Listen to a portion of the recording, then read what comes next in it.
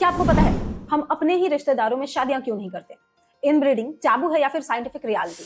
और एक ऐसी रॉयल फैमिली थी जो इंटर मैरिजेस से दुनिया को कंट्रोल करती थी, not by swords, not by words, सिर्फ रिश्तों से। लेकिन उनका अंजाम क्या हुआ? Welcome to MTM day 5। बात है हैब्सबर्ग डायनेस्टी की, यूरोप की सबसे पावरफुल रॉयल फैमिली, जिनके एम्पायर के लिए कहा जाता था the sun never sets on the Habsburg empire. 16th से 18th सेंचुरी तक Spain, Austria, Hungary, Holy Roman Empire, Netherlands और अमेरिका तक उनका राज हर जगह था। लेकिन वो एम्पायर जो दुनिया के आधे हिस्सों पे छाई थी, एक ही चीज ने उसे बर्बाद कर दिया, एंड दैट वाज इनब्रीडिंग। और अब जानते हैं कि इनब्रीडिंग आखिर है क्या। तो जब क्लोजली रिलेटेड लोग जैसे फर्स्ट कजन्स, अंकल, नीश या और भी क्लोज रिश्ते शादियां करते हैं और उनसे बच्चे पैदा हो, स्पेशली जिनके कॉमन एंसेस्टर्स लास्ट 4 से 6 जनरेशन में होते हैं, वो लोग अगर शादी करके बच्चे पैदा करें तो दैट इज इनब्रीडिंग।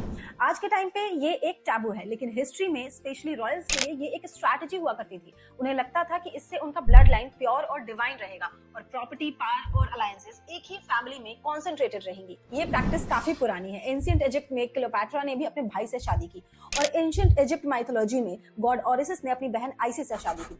हैब्सबर्ग तो इसको नेक्स्ट लेवल पर लेकर चले गए। सेंचुरीज तक कजन्स, अंकल्स और नीशेस के साथ शादियां की और इतनी की कि उनकी फैमिली ट्री एक टैंगल्ड लूप बन के रह गई और इसका रिजल्ट हुआ एक genetic disaster, the Habsburg jaw, जहां जो इतना प्रोट्रूडेड था कि खाना चबाना और बोलना तक मुश्किल हो जाता था। और ये सिर्फ लुक्स की बात नहीं थी, यहाँ हेल्थ का भी मसला था।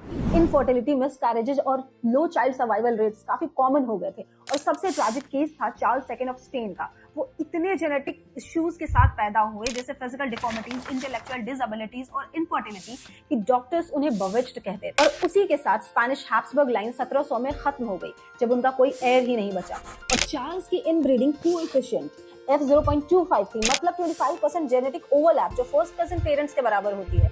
और उनके जीनोम में होमोजाइगस डिटेरियस जीन्स का डेंजरस एक्यूमुलेशन था। पर ये सिर्फ हिस्ट्री नहीं, साइंस भी कहती है कि इनब्रीडिंग डेंजरस है। चार्ल्स डार्विन ने खुद अपनी कजन एमा वेडगुड से शादी की थी और जब उनके 10 बच्चों में उन्होंने कुछ हेल्थ इश्यूज देखे, जैसे फ्रीक्वेंट इलनेस या फिर इनफर्टिलिटी देखे, तो उन्होंने इनब्रीडिंग पर रिसर्च शुरू की। 1870s में डार्विन ने प्लांट्स और एनिमल्स पे एक्सपेरिमेंट्स किए और ये प्रूव किया कि जेनेटिक डाइवर्सिटी सर्वाइवल के लिए कितनी क्रिटिकल है। कम डाइवर्सिटी से रिसेसिव जेनेटिक डिसऑर्डर्स सरफेस करते हैं, जो स्पीसीज को वीकन कर देती है।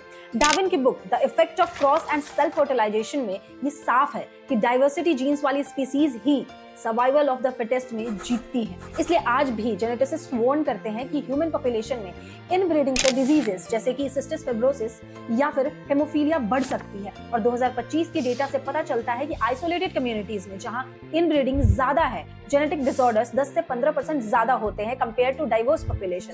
And on a serious note, ये हमें डाइवर्सिटी की वैल्यू सिखाती है, चाहे जीन्स हो या फिर सोसाइटी।